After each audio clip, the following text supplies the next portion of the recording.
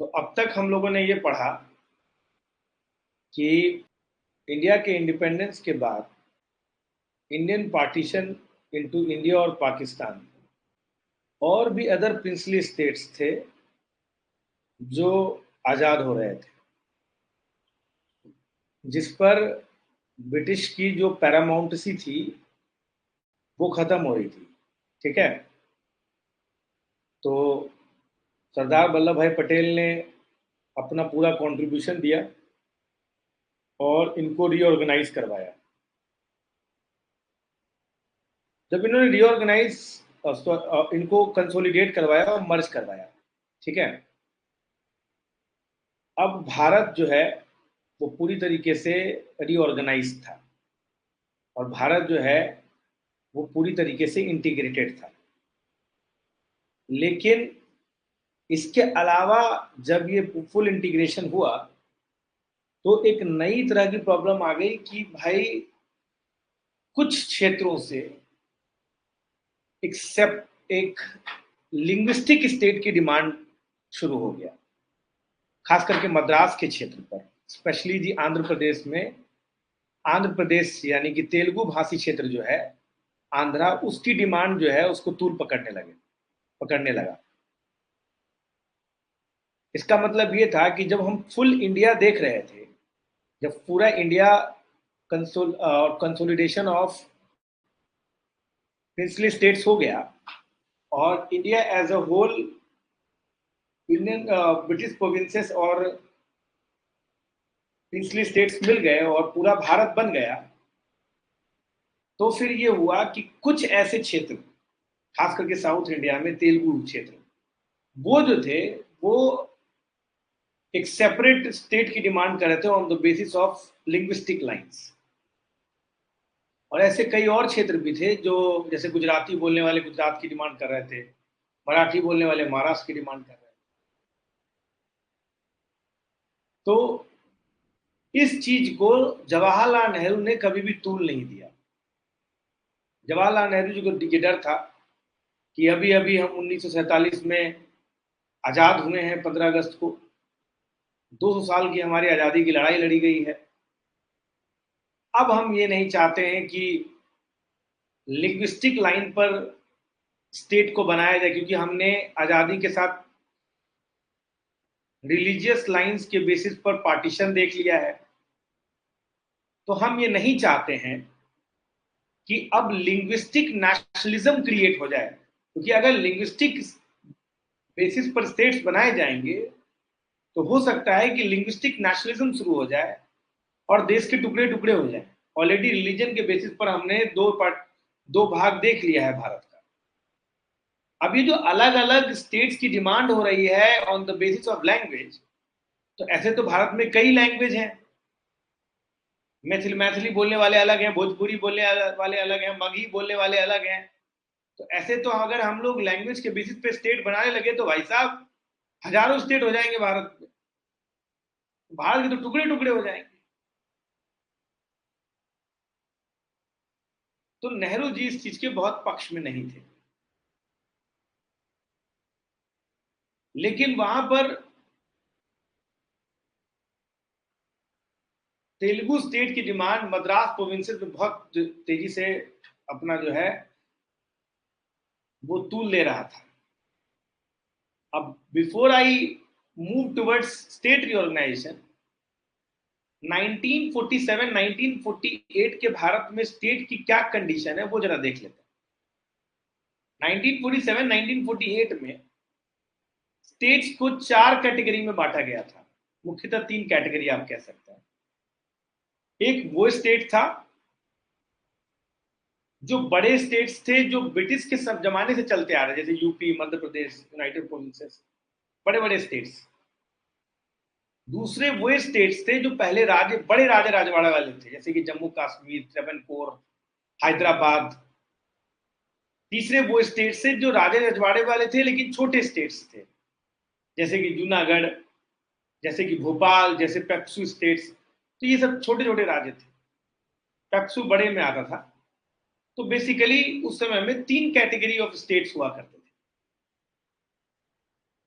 इसी प्रकार मद्रास जो है वो भी एक स्टेट हुआ करता था जो मुख्यतः चार, उस मद्रास प्रोविंसेस में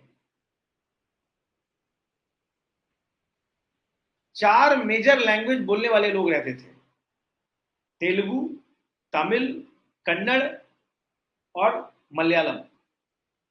अब जरा समझिए, आज भी हम लोग साउथ इंडियन को कई बार मद्रासी बोल देते हैं। इट हैज सर्टेन बेसिस, क्योंकि पहले ये जो चार मेजर स्टेट्स है साउथ इंडिया के, ये मद्रास प्रोविंसेस हुआ करता था। आप बात समझ रहे हो? अब मद्रास एक छोटा सा क्षेत्र हुआ करता था। तो इसी मद्रास प्रोविंस में चार लैंग्वेज बोलने वाले में से एक जो तेलुगु लैंग्वेज बोलने वाले लोग हैं, उन्होंने कहा कि हमें एक सेपरेट स्टेट बना दीजिए और हमें मद्रास भी दे दीजिए। ये दो डिमांड रखी गई। तो जवाहरलाल नेहरू इस बात से खासा खुश नहीं थे, क्योंकि जवाहरलाल नेहरू जी को लग रहा था कि कहीं इसके कारण बाल्कनाइजेशन ना हो जाए, linguistic chauvinism, linguistic regionalism, linguistic nationalism create ना हो जाए, जो इंडिया की यूनिटी और इंटीग्रिटी के लिए उतना ठीक नहीं है। लेकिन डिमांड बढ़ता गया। तो जब डिमांड बहुत सारे क्वार्टर्स से आने लगा तो डर और बढ़ गया। देखिए प्रॉब्लम क्या है ना, कि तेलुगु भाषी क्षेत्र को अगर मान लीजिए वो प्रोटेस्ट कर रहे हैं, तो अगर आपने मान लीजिए कह दिया कि चलो भाई तेलुगु स्टेट बना दीजिए, तो केवल तेलुगु स्टेट बना देने से काम नहीं होगा। एक बार अगर तेलुगु स्टेट बना दिया गया तो फिर कल के डेट में विदर्भ बोलेगा हमको अलग स्टेट दे दीजिए, तमिलियन बोलेंगे हमको अलग स्टेट चाहिए, केरला वाले बोलेंगे हमको अलग स्टेट चाहिए, कर्नाटका वाले बोलेंगे हमको अलग स्टेट चाहिए, कन्नड़ बोलने वाले, बंगाली वाले बोलेंगे हमको अलग स्टेट चाहिए, मराठी बोलने वाले हमारे अलग, गुजरात वाले अलग, हिंदी बोलने वाले अलग, पंजाबी बोलने वाले अलग। ऐसे तो फिर एक पिंडोरा बॉक्स खुल जाएगा। तो नेहरू जी इसी बात पे घबरा रहे थे कि भाई तमिलनाडु स्टेट की डिमांड अगर हम मान भी लें तो बड़ी समस्या आ सकती है। 1947 की कॉन्स्टिट्यूएंट असेंबली में जब एक मीटिंग चल रही थी तो नेहरू जी ने साफ मना कर दिया था कि हम तेलुगु स्टेट की डिमांड को नहीं मानेंगे। ये जब डिक्लेरेशन उन्होंने किया, उसके बाद तेलुगु स्टेट की डिमांड और भी हवा तूल पकड़ने लगा। जब बहुत ज्यादा डिमांड बढ़ने लग गया और स्टेट से भी डिमांड आने लगा, तो 1948 में नेहरू जी ने सोचना शुरू किया। ध्यान सुनिएगा। और 1948 में नेहरू जी ने उसी कॉन्स्टिट्यूएंट असेंबली में यह बोला कि तेलुगु स्टेट की डिमांड सही है, उसे एक प्रोविंसेस बना देना चाहिए, लेकिन तेलुगु स्टेट को मद्रास की डिमांड छोड़नी पड़ेगी, क्योंकि मद्रास में तमिल बोलने वाले लोग भी हैं। अब उस समय में तेलुगु स्टेट के एक लीडर हुआ करते टी प्रकाशम, वो इस बात से खुश नहीं थे, उन्होंने कांग्रेस छोड़ दिया। तो और भी जगहों से भी डिमांड तेलुगु स्टेट का पड़ने लगा और बढ़ने लगा। तो फिर जवाहरलाल नेहरू जी ये सोचने पर मजबूर हो गए कि चलो भाई कोई एक्शन तो लेना पड़ेगा। समझे बात हो कि नहीं? तो इलाहाबाद हाई कोर्ट के जज हुआ करते थे एसके धर। एसके धर की अगुवाई में, उनके चेयरमैनशिप में, इस स्टेट को रीऑर्गेनाइजेशन के लिए 1948 में एक धर कमीशन बनाया गया।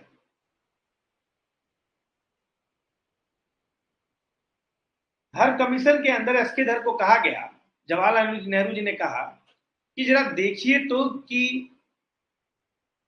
कंट्री में जो ये लिंग्विस्टिक स्टेट की डिमांड चल रही है ये कितने हद तक सही है। समझ में आ गया? तो एसके धर ने भी पूरी चीज को री एग्जामिन किया और दिसंबर 1948 में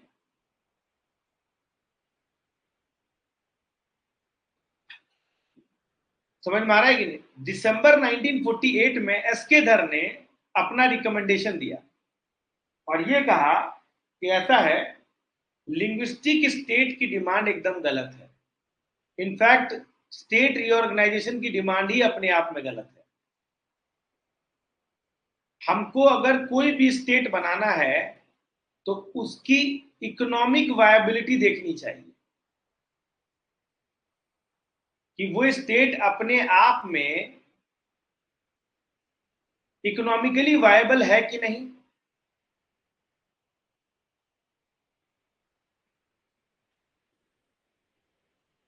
इकोनॉमिकली वो वायबल है कि नहीं, उसकी ज्योग्राफिकल कंटिन्यूटी है कि नहीं। अब मान लीजिए कि पंजाब में पंजाबी बोलने वाले हैं और महाराष्ट्र में भी पंजाबी बोलने वाले हैं। अब one state one language one state अगर डिमांड होगा तो ऐसा नहीं हो सकता कि महाराष्ट्र के अंदर एक छोटा सा पंजाब का एरिया डाल दिया जाए।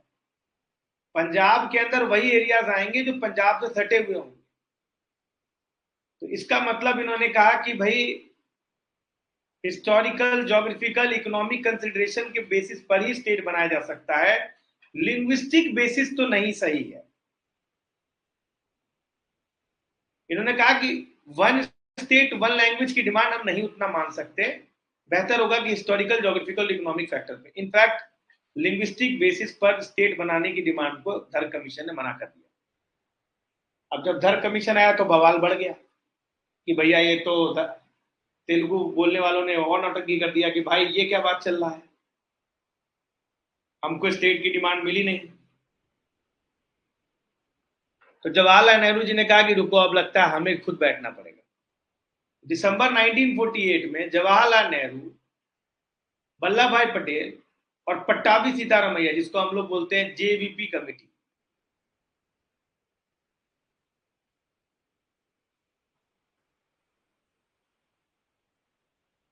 जेवीपी कमेटी ने कहा कि मैं इस इश्यू को फिर से देखता हूं। और 4 महीने के बाद अप्रैल 1949 में इन्होंने रिकमेंडेशन दिया और कहा कि भैया लिंग्विस्टिक बेसिस पर स्टेट की डिमांड हम डिसमिस करते हैं। समझ में आ गया कि नहीं?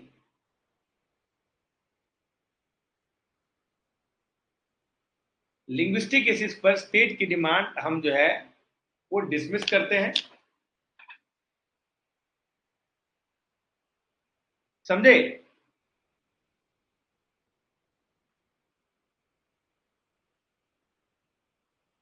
और उन्होंने कहा कि भाई अगर पब्लिक डिमांड हुआ तो हम इसको दोबारा देखेंगे, लेकिन अभी हम लिंग्विस्टिक बेसिस पर स्टेट की डिमांड नहीं रखते। ये साफ दिखाता है कि जवाहरलाल नेहरू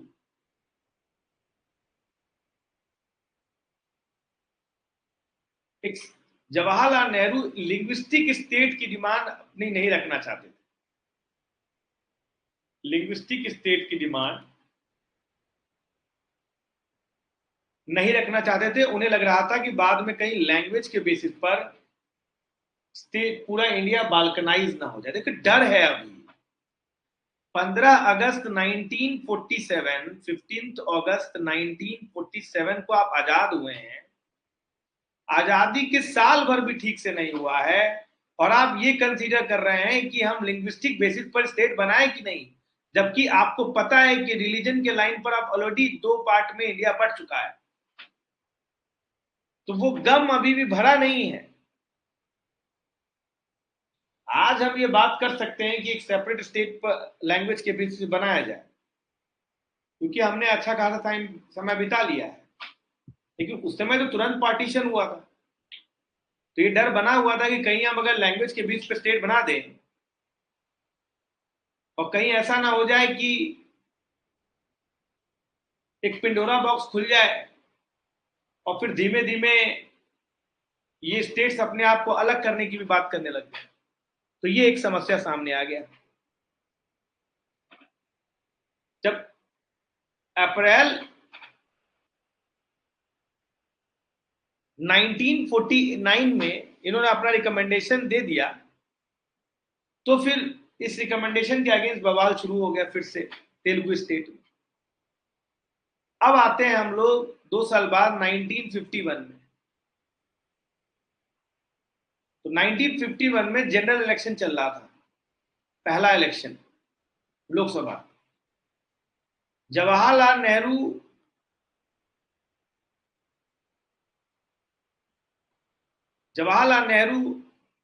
तेलुगु स्टेट में अपने इलेक्शन कैंपेनिंग के लिए गए थे, लेकिन इनको बोलने नहीं दिया गया इलेक्शन कैंपेनिंग में। बहुत इनका पुरजोर विरोध किया गया, और यही कारण था कि ज्यादातर सीट्स जो है वो तेलुगु स्टेट से हार गए।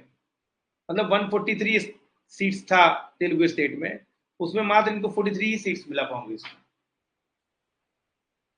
तो ये कैंपेन के बाद भी जवाहरलाल नेहरू ने कोई खास इनिशिएटिव लिंग्विस्टिक स्टेट की डिमांड की नहीं करी। हालांकि इस समय तक जवाहरलाल नेहरू ये बोल रहे थे कि तेलुगु स्टेट में की डिमांड एकदम सही है, पर तेलुगु स्टेट मद्रास की डिमांड ना करे। ये एक्चुअली मास्टर स्ट्रोक था जवाहरलाल नेहरू का। वो टाइम बाय कर रहे थे। उनको पता था कि T Prakasam and Telugu leaders जो हैं वो मद्रास के स्टेट के बिना कभी भी एक सेपरेट स्टेट नहीं बनाना चाहेंगे। नेहरू जी बोले थे आप तेलुगु स्टेट बना लीजिए, लेकिन मद्रास नहीं मिलेगा। समझ में आ रहा है कि नहीं?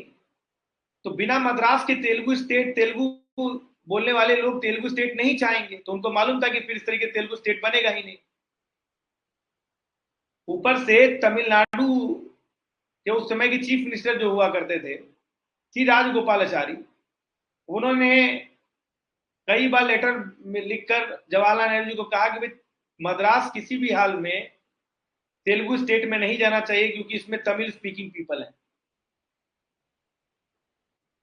तो यहां पर जो सिचुएशन थी वो बहुत खतरनाक बन गई।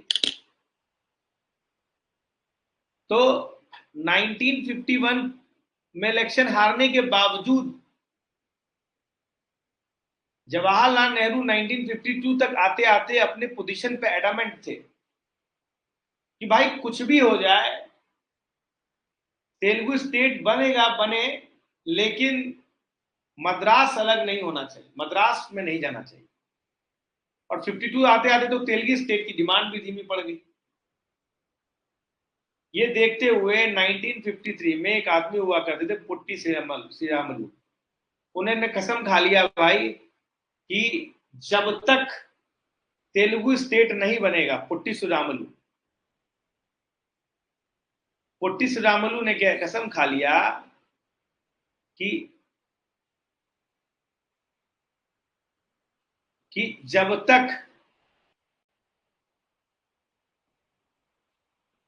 जब तक तेलुगु स्टेट अलग नहीं बनेगा तब तक मैं खाना नहीं खाऊंगा। इन्होंने हंगर स्ट्राइक कर दिया। जवाहरलाल नेहरू ने कई बार बोला कि इस टाइप से नहीं होता है, ऐसे तेलुगु स्टेट की डिमांड आप नहीं रख सकते। लेकिन 56 दिन बाद जो है पुट्टी श्रीरामुलु की डेथ हो गई। अब भाई कोई आदमी सेपरेट स्टेट की डिमांड कर रहा है और 56 दिन के बाद जो है पुट्टी श्रीरामुलु की डेथ हो जाएगी। 15 नवंबर को पुट्टी श्रीरामुलु की डेथ हो गई 1953।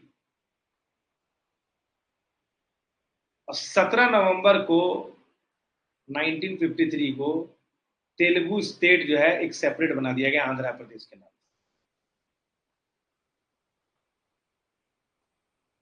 अब जब आंध्र प्रदेश बना तो बाकी स्टेट्स भी डिमांड करने लगी, भाई हम भी हमारे कांटे लगे हैं क्या, तमिलनाडु भी अलग होना चाहिए, कर्नाटका भी अलग होना चाहिए। तो ये बात जवाहरलाल नेहरू को समझ में आ गया कि भाई ये सिचुएशन बहुत प्रिकेरियस हो गई है, इसको ठीक करना पड़ेगा।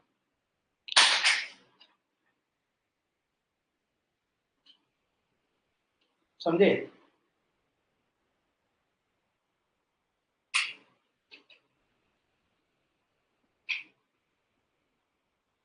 सिचुएशन बहुत खराब हो गई है, इसको ठीक करना पड़ेगा।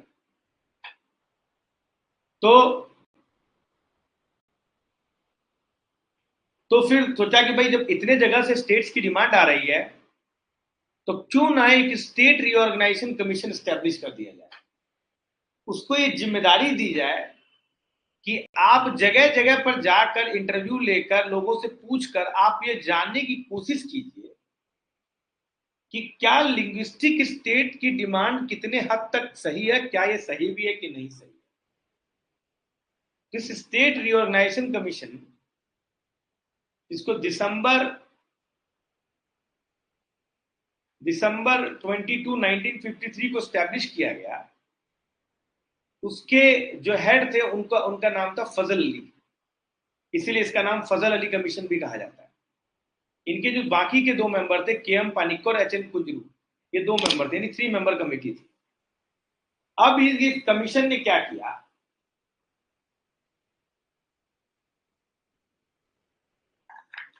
जगह जगह पे जाके जगह जगह पे गए और लोगों से पूछा। कम से कम 2 लाख फैमिली से इन्होंने बात किया। समझ में आ गया। और उसके बाद रिगरस तैयारी करने के बाद कमीशन ने अपना रिपोर्ट सबमिट किया और उन्होंने कहा कि वन स्टेट, ध्यान सुनिएगा, इन्होंने कहा कि वन स्टेट, इन्होंने कहा कि वन लैंग्वेज वन स्टेट,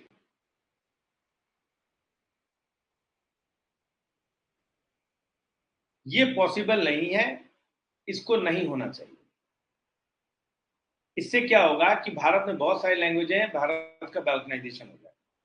हाँ, इन्होंने ये एक्सेप्ट किया कि अगर स्टेट बनेगा तो वो लिंग्विस्टिक लाइन पे ही होना चाहिए, लेकिन लेकिन वन लैंग्वेज वन स्टेट नहीं चलेगा। हाँ, जो स्टेट बने उसमें जोग्राफिकल कंटिग्यूटी हो, इकोनॉमिक वायबिलिटी हो, समझ में आ रहा है, हिस्टोरिकल लिगेसी भी चेक करी जाए, लेकिन लैंग्वेज लिंग्विस्टिक बेसिस पर होना चाहिए, लेकिन वन लैंग्वेज वन स्टेट नहीं होना चाहिए। इसके बेसिस पर इन्होंने 16 स्टेट्स और 3 सेंट्रली एडमिनिस्ट्रेड एरिया में भारत को डिवाइड किया। समझ में आ रहा है कि नहीं। हालांकि फजल अली कमीशन की सारी बातों को जवाहरलाल नेहरू जी ने माना नहीं, गवर्नमेंट ने पूरी बात नहीं माना, लेकिन बहुत सारी चीजों को इन्होंने एक्सेप्ट किया कि हाँ, लैंग्वेज बनना चाहिए तो इसी बेसिस पे बनना चाहिए। तो इस रिकमेंडेशन को एक बिल, एक एक्ट का फॉर्म दिया गया और इसे स्टेट रीऑर्गेनाइजेशन एक्ट के तहत पास कर दिया गया। स्टेट रीऑर्गेनाइजेशन एक्ट 1956 के तहत पास कर दिया गया। इस स्टेट रीऑर्गेनाइजेशन एक्ट 1956 के तहत 14 स्टेट्स थे और 6 यूनियन टेरिटरी था। हालांकि रिकमेंडेशन 16 स्टेट्स और 3 यूनियन टेरिटरी का था, लेकिन फाइनली जो है स्टेट रीऑर्गेनाइजेशन एक्ट के तहत 14 स्टेट्स और 6 यूनियन टेरिटरी बनाया गया। ये 14 स्टेट्स थे आंध्र प्रदेश, असम, बिहार, बॉम्बे, जम्मू का। देखिए, ये बॉम्बे है, इसमें महाराष्ट्र भी है और गुजरात भी है, बात को समझिएगा। जम्मू एंड कश्मीर, केरला, मध्य प्रदेश, मद्रास, मैसूर, मैसूर ये महाराष्ट्र, ये कर्नाटक वाला था, उड़ीसा, पंजाब, राजस्थान, उत्तर प्रदेश, वेस्ट बंगाल, और 6 यूनियन टेरिटरी जो था वो अंडमान निकोबार, दिल्ली, हिमाचल प्रदेश, लक्षद्वीप, मिनिकॉय, अमेंदीवी आइलैंड, मणिपुर एंड त्रिपुरा। ये जो है नवंबर 1956 को इसको इंप्लीमेंट कर दिया। आई होप आपको मेरी बात समझ में आ गया। समझ में आ गया। इस तरीके से 1956 के अंत तक आते आते भारत में टोटल 14 राज्य और 6 केंद्र शासित प्रदेश बना दिए गए, 14 स्टेट्स एंड 6 यूनियन टेरिटरी बना दिया गया। क्योंकि इन स्टेट्स को रिऑर्गेनाइज होना था तो कुछ एरियाज जो पहले किसी और स्टेट में हुआ करते थे वो किसी और स्टेट में चले गए। साथ साथ स्टेट्स का डिवीजन हो गया, पहले कोई एक स्टेट हुआ करता उसे 2 पार्ट में बना दिया गया, जैसे मद्रास को ही तोड़ दिया गया। तो हो सकता था कि रीजनल कॉन्शियसनेस डेवलप हो जाए, एक रीजन के क्या दूसरे रीजन के प्रति एनिमिटी क्रिएट हो जाए। तो इस चीज को सबसाइड करने के लिए जोनल काउंसिल बनाया गया, 5 zonal council, north, central, east, west, southern area, ताकि रीजन में आपस में आपसी इंटीग्रेशन हो सके। समझ में आ रहा है कि नहीं। तो ये बात ध्यान ध्यान दिया जाए। तो जोनल काउंसिल जो था वो बेसिकली इंटीग्रेशन के लिए बनाया गया था। ठीक, ये चीज ध्यान रखिए। अब जब ये स्टेट बना दिया गया तो बॉम्बे के अंदर जो थे वो गुजरात भी था, बॉम्बे का खुद अभी का जो आपका जो कैपिटल है वो था, और महाराष्ट्र था। अब 1956 में नवंबर में तो बॉम्बे के स्टेट बना दिया गया, बॉम्बे पूरे स्टेट गुजरात महाराष्ट्र को बॉम्बे कहा गया। अब 1956 नवंबर में ये बना दिया गया, तो आंध्र प्रदेश में तेलुगु स्टेट को बनते हुए देख बॉम्बे के लोगों ने, जो गुजराती लोग थे, उन्होंने कहा कि भाई गुजरात एक अलग सेपरेट स्टेट क्यों नहीं बनना चाहिए। महाराष्ट्र ने बोला महाराष्ट्र एक सेपरेट स्टेट क्यों नहीं बनना चाहिए। ये भी एक डिमांड थी। इनको पूरे को बॉम्बे में क्यों डाल दिया गया। फिर दूसरी डिमांड ये थी कि अगर गुजरात और महाराष्ट्र अलग अलग बनते हैं, यानी मराठी बोलने वाले महाराष्ट्र और गुजराती बोलने वाले गुजरात, तो फिर बॉम्बे किसका पार्ट होगा, वो गुजरात में जाएगा या महाराष्ट्र में जाएगा। क्योंकि बॉम्बे में 45% लोग मराठी हैं, यानी कि डेमोग्राफी के बेसिस पर अगर देखा जाए तो मराठी लोग ज्यादा है बॉम्बे में। लेकिन अगर बिजनेस पर्सपेक्टिव से देखा जाए तो गुजराती लोग ज्यादा बड़े बिजनेसमैन है यहाँ पर। तो एक बड़ा सेक्शन, जो रिच सेक्शन एलीट ग्रुप है, वो गुजराती है, लेकिन डेमोग्राफी ज्यादा है मराठी की है। तो गुजरात बोल रहा था कि बॉम्बे उन्हें मिल जाना चाहिए अगर गुजरात स्टेट बनता है तो। महाराष्ट्र बोला था कि संयुक्त महाराष्ट्र होना चाहिए और उसमें बॉम्बे उसका पार्ट होना चाहिए। अब बॉम्बे की अपनी भी कुछ डिमांड थी कि बॉम्बे को एक सेपरेट स्टेट ही बना देना चाहिए। समझ में आ रहा है कि नहीं। तो इस तीनों में, समझे, इन तीनों में क्या होने लगा, एक कश्मकश की सिचुएशन शुरू हो गई 56 के बाद ही। जो लोग बॉम्बे को एक सेपरेट स्टेट बनाने के पक्ष में थे, उन्होंने अपनी बात फजल अली कमीशन के सामने रखा। संयुक्त महाराष्ट्र के पक्ष में, जो कि महाराष्ट्र के अंदर बॉम्बे को मिलाना चाहते थे, उन्होंने भी अपना पक्ष रखा, और गुजरातियों ने अभी अपना पक्ष रखा। जवाहरलाल नेहरू जी इस बात से बड़े आहत थे कि जैसे स्टेट रिऑर्गेनाइजेशन बन गया है, उसके बाद भी लोग जो है स्टेट रिऑर्गेनाइजेशन की डिमांड छोड़ नहीं रहे हैं। समझ में आ रहा है कि नहीं। और वो अपनी डिमांड रखे ही जा रहे हैं।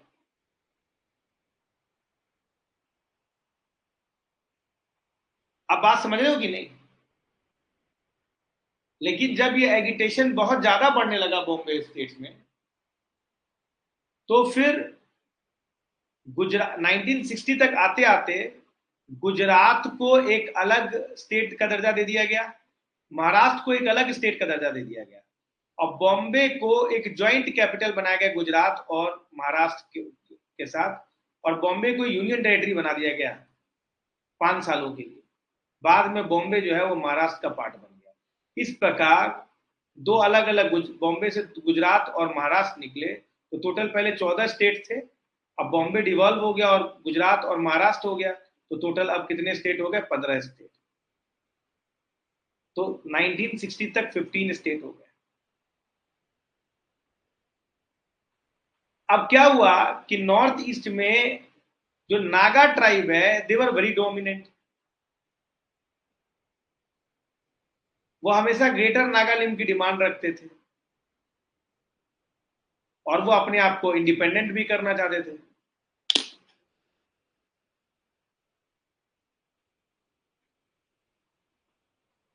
समझ में आया। तो चूंकि अब अगर कोई आदमी कहता है कि मैं ग्रेटर नागालैंड बनाऊंगा, उसमें आसाम का भी कुछ भाग आना चाहिए, मणिपुर का भी कुछ भाग आना चाहिए, और मैं अपने आप को एक सेपरेट टेरिटरी बनाना चाहता हूं, मुझे एक सोवरेन राइट्स होना चाहिए, तो लाजमी है कि सेंट्रल गवर्नमेंट के दिमाग में कुछ तो डाउट क्रिएट होगा। तो फिर 1963 में गवर्नमेंट ऑफ इंडिया ने कहा कि भाई नागा, आपके जो सेपरेट नागालैंड की डिमांड जो है ग्रेटर नागालैंड के नाम पर, ये तो हम नहीं कर सकते, लेकिन हम आपको एक सेपरेट स्टेट जरूर बना सकते हैं। तो नागा को प्लेकेट करने के लिए, नागा ट्राइब्स को सेपरेट स्टेट 1963 में नागालैंड के फॉर्म में बनाया गया, और इसको जोड़कर टोटल स्टेट 16 हो गए। आप समझ रहे हो बात हो कि नहीं?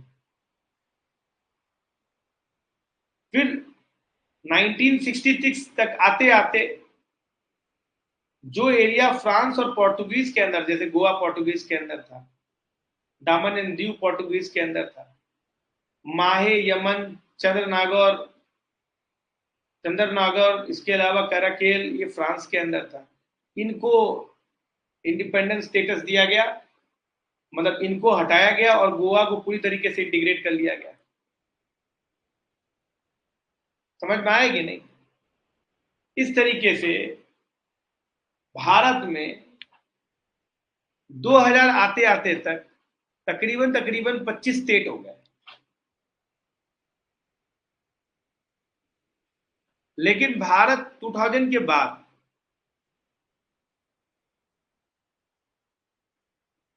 भारत में कुछ स्टेट्स ऐसे थे, जैसे कि मध्य प्रदेश हो गया और झारखंड हो गया, ये दोनों के दोनों ट्राइबल स्टेट्स हुआ करते थे।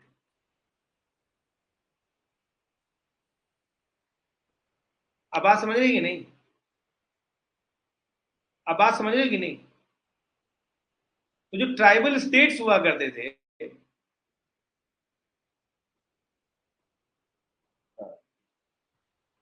ट्राइबल स्टेट्स हुआ करते थे, एक सेकेंड, हाँ, तो 2000 तक में ये इसकी बात कर रहा हूं, मध्य प्रदेश,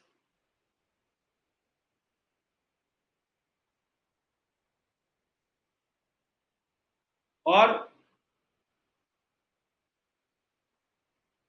बिहार, माफ करिए मैं झारखंड बोल दिया था, बिहार, इसमें कुछ ऐसे बेल्ट थे जो कि ट्राइबल रिच हुआ करते थे।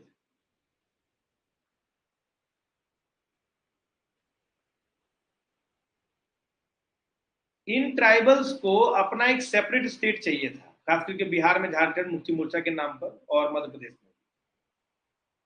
इस ट्राइबल एफिनिटी को प्लेकेट करने के लिए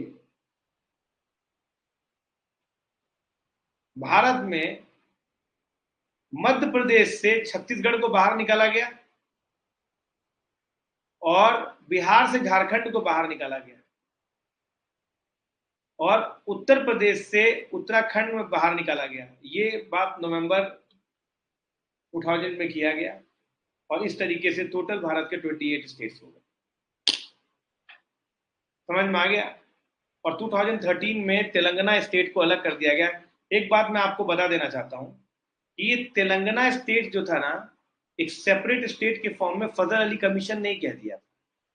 इस चीज को जवाहरलाल नेहरू ने नहीं माना था, जिसे 3 अक्टूबर 2013 को यूनियन कैबिनेट के अप्रूवल से 29th स्टेट का दर्जा दिया गया तेलंगाना। आप बात समझ रहे हैं कि नहीं? तो 29 स्टेट्स कर दिए गए। बाद में जब 2019 में जब आर्टिकल 370 को रिवोक किया गया, तो जम्मू एंड कश्मीर को दो यूनियन टेरिटरी में बांट दिया गया, एक जम्मू एंड कश्मीर और एक लद्दाख।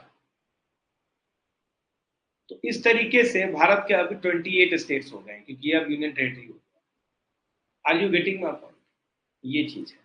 एक छोटी सी चीज और भी है, और भी बहुत सारे बातें थी छोटी छोटी, जिसको हम लोग कैटर कर सकते थे, जैसे कि 1969 में मेघालय को क्रिएट किया गया 18th स्टेट के फॉर्म में। हिमाचल प्रदेश को 1971 में एक फुल फ्लेजेड स्टेट दिया गया। समझ में आ रहा है? 19 हो गया। उसके अलावा फिर त्रिपुरा और मणिपुर को स्टेट्स में कन्वर्ट किया गया। 1975 में सिक्किम को एक फुल फ्लेजेड स्टेट बना दिया गया। 1986 में फिर मिजोरम को स्टेट बना दिया गया। 1986 में 1987 में अरुणाचल प्रदेश को सेपरेट स्टेट बना दिया गया। तो 2013 तक आते आते 29 स्टेट्स हुए, और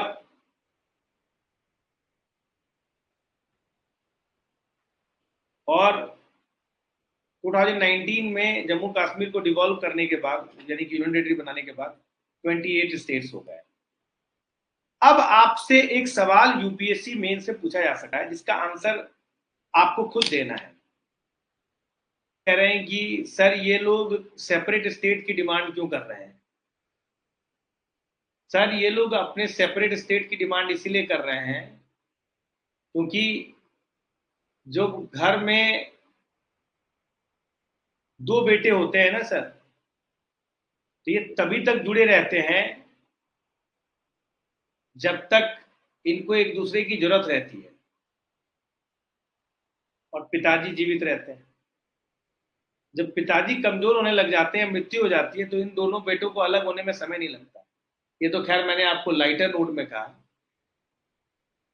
हर स्टेट या हर एक रीजन चाहता है कि उसका डेवलपमेंट अपनी तरीके से हो, और लिंग्विस्टिक बेसिस पर स्टेट बनाने से एक फायदा ये होगा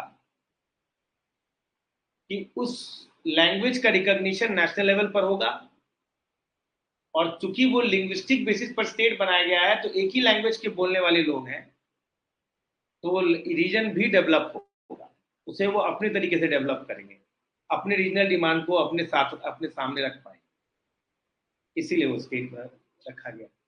समझे बात हो कि नहीं? क्लियर है सर ये चीज?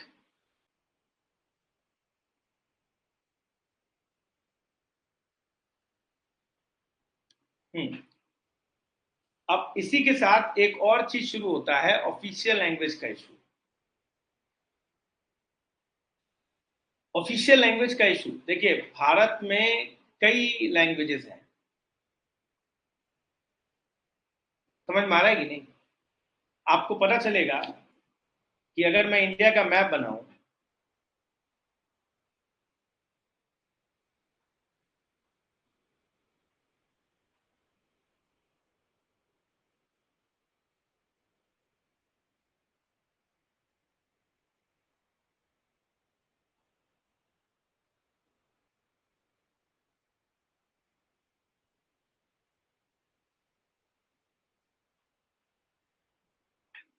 तो साउथ इंडियन स्टेट्स में आपको द्रविडियन लैंग्वेजेस मिलेंगे।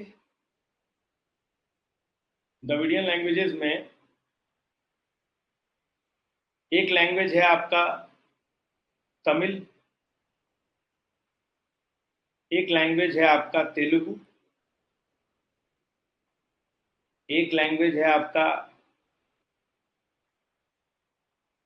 कन्नड़, एक है आपका मलयालम। मैं मोटा मोटी बता रहा हूँ।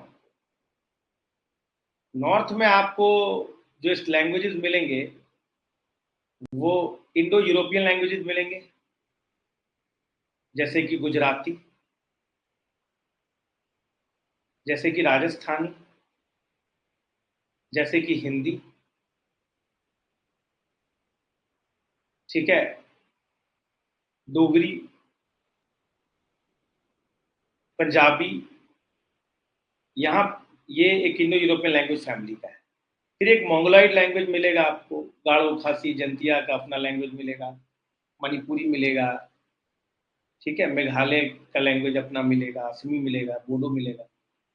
इस तरीके से बहुत सारी लैंग्वेजेस का जगह है भारत। अब पहले 20 साल तक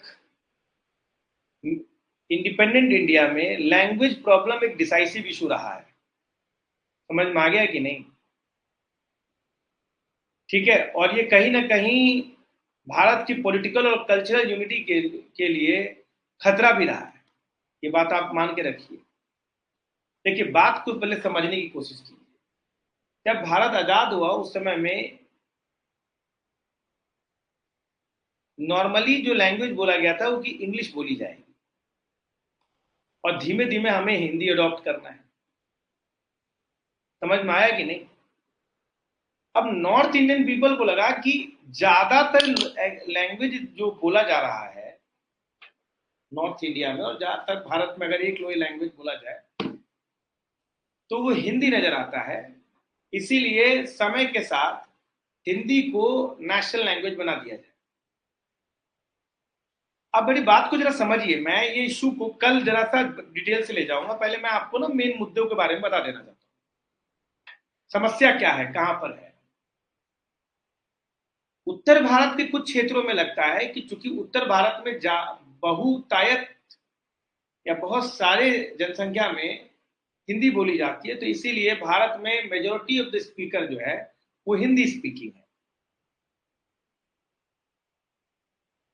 समझ में आया? वहीं पर दक्षिण भारत के लोग इस चीज का विरोध करते हैं।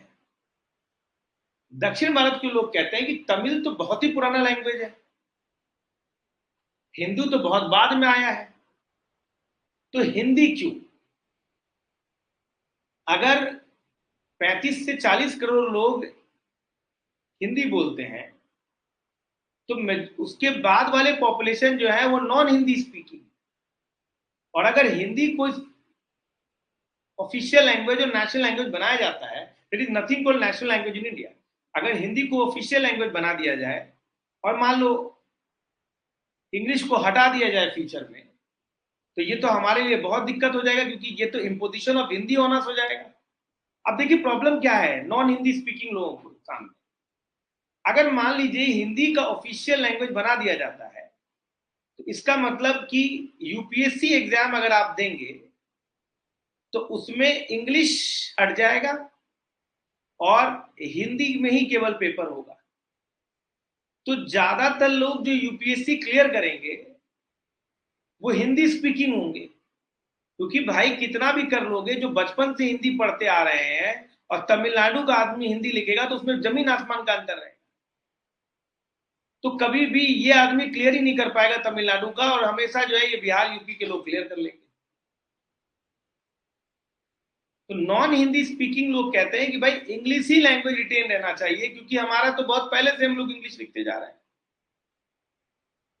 लेकिन अगर आप हिंदी करेंगे तो कहीं ना कहीं हिंदी बेल्ट का डोमिनेंट हो जाएगा, डोमिनेशन हो जाएगा। और हिंदी क्यों, जबकि तमिल तो बहुत पुरानी लैंग्वेज है।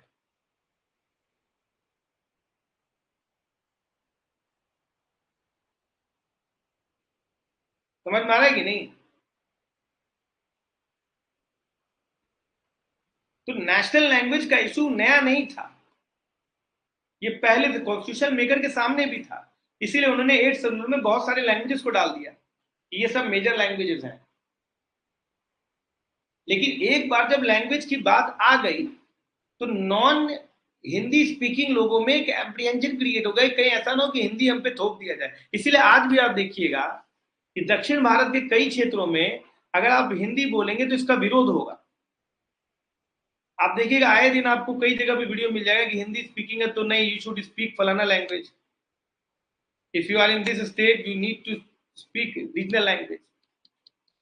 क्योंकि ऐसा लगता है कि अगर उस लैंग्वेज की पॉपुलैरिटी हो गई, मान लो हिंदी साउथ इंडियंस भी बोलने लगे, तो ऐसा ना हो कि हिंदी जो है वो ऑफिशियल लैंग्वेज बना दिया जाए और वो हम पे इम्पोज कर दिया जाए। इसीलिए देखिएगा they do not have any issue over English, English पे कोई नहीं है। लेकिन अगर हिंदी पे कोई चीज लिख दिया जाए तो वो उस चीज का विरोध करते हैं।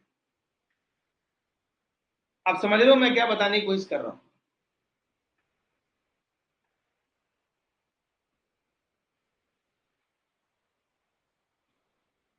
है ना? अब यहां पर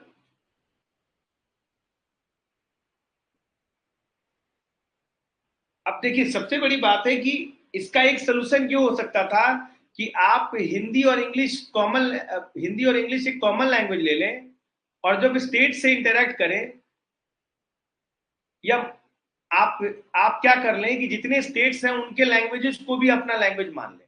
तो अब आप बताइए कि कोई भी डॉक्यूमेंट, मान लीजिए कोई नोटिस जाना है और सारे लैंग्वेज आप अडॉप्ट करेंगे, तो क्या मतलब 22 कॉन्स्टिट्यूशनल लैंग्वेज में इंटरेक्शन करेंगे? क्या ये लॉजिस्टिकली पॉसिबल होगा?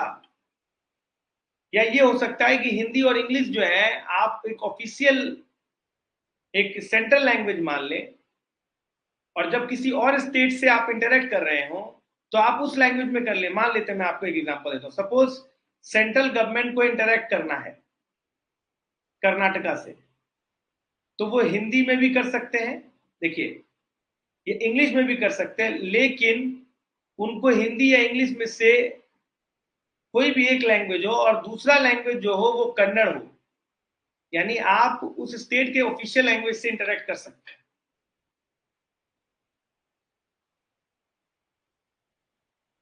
लेकिन मैं जितनी बात बोल रहा हूं, this is difficult to achieve.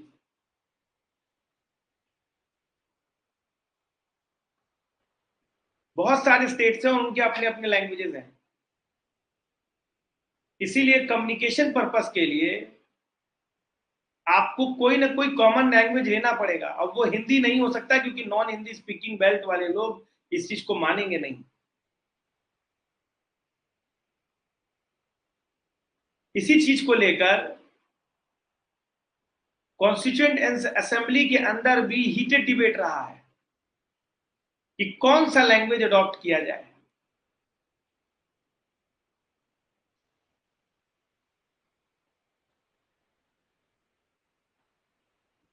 समझ में आ रहा है कि नहीं? ये बात आप ध्यान रखिए। शुरुआत में जब आजादी नहीं मिली थी तब ज्यादातर लोगों में ये था कि भाई अंग्रेज, चूंकि अंग्रेजी जो है बाहर की भाषा है, इसीलिए इसे हम कंटिन्यू नहीं करेंगे और हिंदी और हिंदुस्तानी को ऑफिशियल और लिंक लैंग्वेज के रूप में देखेंगे। लेकिन नॉन हिंदी स्पीकिंग लोगों ने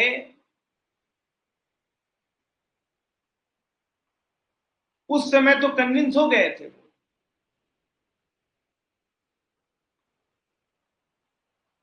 समझ में आ गया। लेकिन बाद में जाकर इस चीज का इम्पोजिशन शुरू हो गया कि नहीं, जब आजादी मिल गई तो नहीं, नॉन हिंदी हम नहीं एक्सेप्ट करेंगे। देखिए इसका बहुत बड़ा कारण है, जब भाषा हिंदी और हिंदुस्तानी को एक्सेप्ट करने की बात हुई थी कि भैया ये कॉमन लैंग्वेज होगा और सेंटर और स्टेट के बीच में इंटरेक्शन इसी लैंग्वेज में होगा, तो प्रॉब्लम यहां आकर खड़ा हो गया। प्रॉब्लम यहां आके खड़ा हो गया कि जब हिंदी को ऑफिशियल लैंग्वेज बनाने की बात हुई तो हिंदी में बहुत बहुत तरह के चेंजेस आने शुरू हो गए। कई सारे संस्कृत वर्ड को हिंदी में घुसेड़ दिया गया।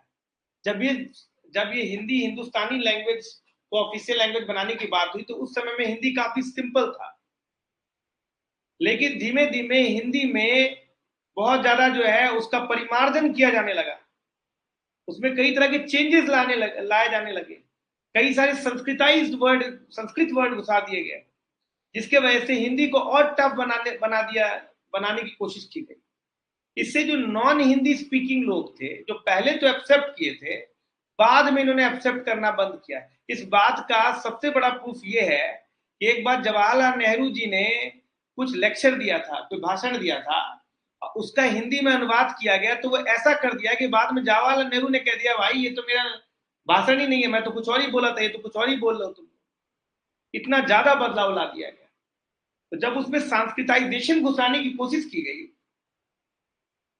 तो पहले जो नॉन स्पीकिंग वाले लोग थे जिन्होंने इस चीज को एक्सेप्ट कर लिया था, उन्होंने कहा भाई ये तुम क्या कर रहे हो, एक तो हम ये लैंग्वेज सीखने की कोशिश कर रहे हो, दिन पे दिन तुम टफ करते जा रहे हो।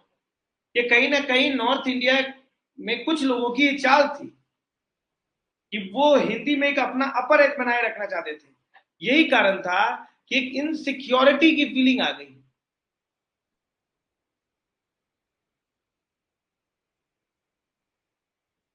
समझ में आएगी नहीं?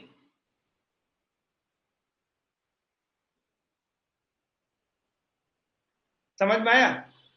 तो इस चीज को आज हम यही बंद करेंगे और हम बताएंगे आपको कि किस तरीके से लैंग्वेज का इशू जो है उसको रिजॉल्व किया गया भारत में। आज हमारा लैंग्वेज पे क्या स्टैंड है, भारत में कितने ऑफिशियल और कॉन्स्टिट्यूशनल लैंग्वेज हैं,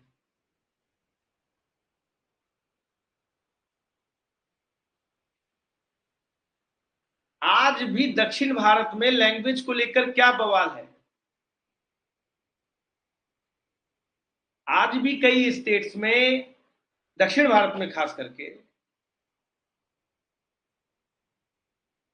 हिंदी को, अगर आप हिंदी से कुछ भी इंटरेक्ट करने की कोशिश करेंगे तो उन्हें लगेगा, देखो क्या दिक्कत है, देखो दक्षिण भारत को हिंदी से कोई प्रॉब्लम नहीं, किसी भी लैंग्वेज से किसी को क्या प्रॉब्लम होगा, उनके अंदर एक सेंस ऑफ इनसिक्योरिटी है कि अगर मान लीजिए कि हिंदी को बोलचाल भाषा बना दिया हमने दक्षिण भारत में, तो उत्तर भारत में वैसे भी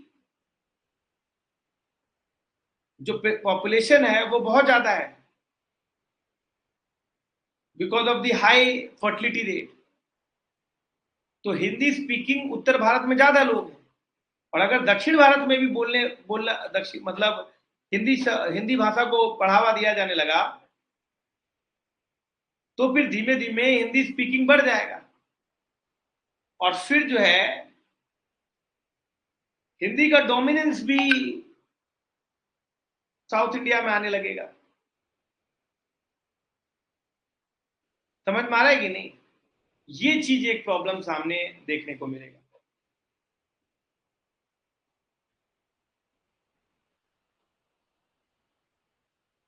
तो जब हिंदी का डोमिनेंस आ जाएगा तो हिंदी इंपोज किया जाएगा उन पर।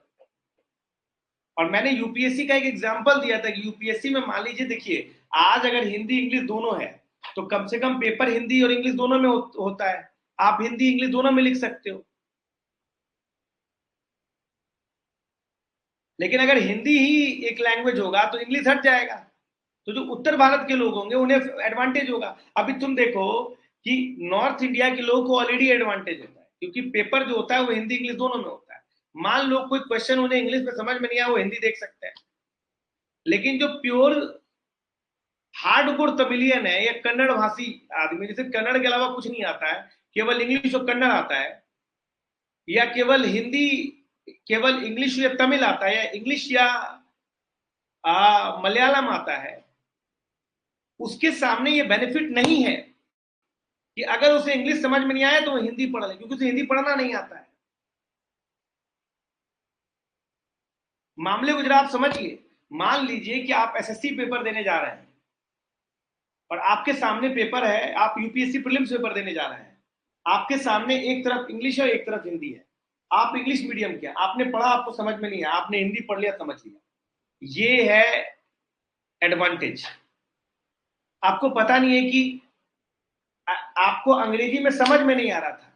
मैं आपको अपना एक एग्जांपल देता हूं। सपोज मैं यूपीएससी मेंस का एग्जाम दे रहा था 2017 में, उसमें एक ऐसे था 125 मार्क्स का। आप सोचिए एक ऐसे, उस ऐसे का क्वेश्चन ये था कि fulfilment of the needs of the new women is a myth. अब ये बात मुझे ठीक से अंग्रेजी में समझ में नहीं आ रहा था, मैंने इसको हिंदी वर्जन देखा कि हिंदी में क्या लिखा हुआ है। तो लिखा हुआ था कि नए युग की औरतों के आवश्यकताओं को पूर्ति करना मिथ्या है। मेरे को समझ में आ गया कि न्यू एज विमेन जो बोला जा रहा है, न्यू विमेन जो बोला जा रहा है, वो एक्चुअली नए युग की औरतों के बारे में बोला जा रहा है। और now I was able to write the answer and I have scored 147 marks out of 250। अगर मुझे वो समझ में नहीं आया तो शायद मेरे कम नंबर आ जाते। ये बेनिफिट है कि अगर आप हिंदी भाषी क्षेत्र के हैं, कि आप इंग्लिश नहीं समझ में आया, आपने हिंदी में पढ़ लिया। लेकिन वहीं पर आप अगर दक्षिण भारत के हैं आप, और आप एकदम हार्डकोर कन्नड़ बोलने वाले हैं, हार्डकोर तमिलनाडु बोलने वाले हैं, आपको कुछ नहीं आता हिंदी, तो अगर आपको इंग्लिश समझ में नहीं आया तो आप क्या रिफर करेंगे? तो अभी भी एडवांटेज में है हिंदी स्पीकिंग लोग। अगर हिंदी केवल रहेगा तब तो यानी कि मुझे पहले हिंदी सीखना होगा, तब जाकर मैं एग्जाम दूंगा। तो जो आदमी बचपन से हिंदी सीख रहा है, और जो आदमी, अब आप बोलेंगे सर जी स्कूलों में फिर हिंदी एक सब्जेक्ट दूसरा देना चाहिए। सर जी हिंदी एक सब्जेक्ट बढ़ के पढ़ाई करना, और हिंदी क्षेत्र में रहकर पढ़ाई करना, और तमिल क्षेत्र में रहकर हिंदी की पढ़ाई करना, ये अलग अलग बातें हैं। तमिल क्षेत्र में अगर कोई हिंदी की पढ़ाई कर रहा है तो वो हिंदी एज अ सब्जेक्ट देख रहा है। हिंदी क्षेत्र में अगर कोई हिंदी की पढ़ाई कर रहा है तो हिंदी एज अ क्षेत्र भी देख रहा है, और उसकी हिंदी में और भी ज्यादा जो है और भी ज्यादा अपग्रेडेशन हो रहा है, क्योंकि उसके जो आम तौर पर जो लोग बोले जा रहे हैं वो हिंदी ही है. This is the difference. This is the reason why there is so much opposition from South India आज भी हिंदी को लेकर. अब हम जानने की कोशिश, अभी आप समझ गए होंगे कि क्या प्रॉब्लम है. अब हम जानने की कोशिश करेंगे कि इस इश्यू को रिजॉल्व कैसे किया गया. ठीक है, तो कल हम लोग जो है लैंग्वेज के बारे में देख लेंगे. अच्छा, कल जो है हमारी क्लास नहीं होगी ये वाली, क्योंकि कल मैं थोड़ा जा रहा हूँ गाँव. एक फंक्शन है कल, एक्चुअली फंक्शन ही एक पर्सन फंक्शन परसों है. कल मैं कार से जा रहा हूँ तो मैं ड्राइव करके जाऊंगा. ठीक है, तो कल तो क्लास नहीं ले पाऊंगा मैं. मैंने आपको पहले बता दिया कि मैं 9 को नहीं लूंगा. 10 को फंक्शन है तो 10 को दिन में खाली रहूंगा, तो मैं आप लोगों की क्लास ले लूंगा.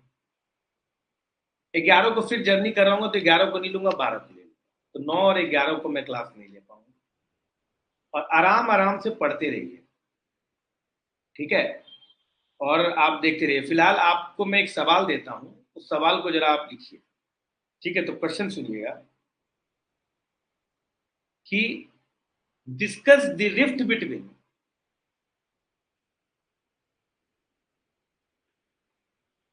Discuss the rift between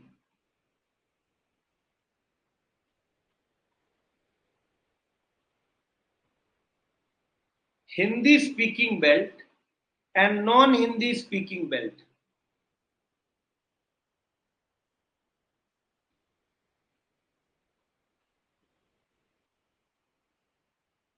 Discuss how this issue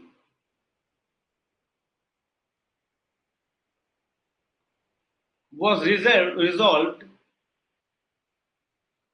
Discuss how this issue was resolved.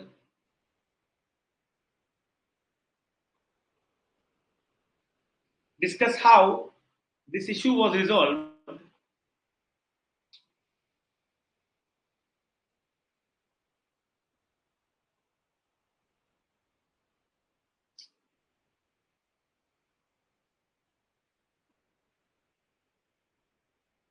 in post-independent India. 250 words में आपको ये आंसर करना. मिलते हैं फिर कल.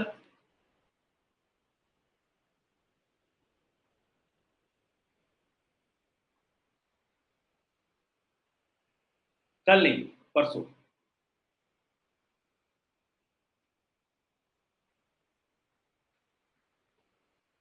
ठीक है सर.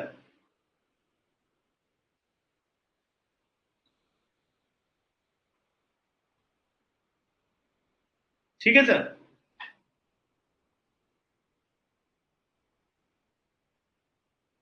ओके.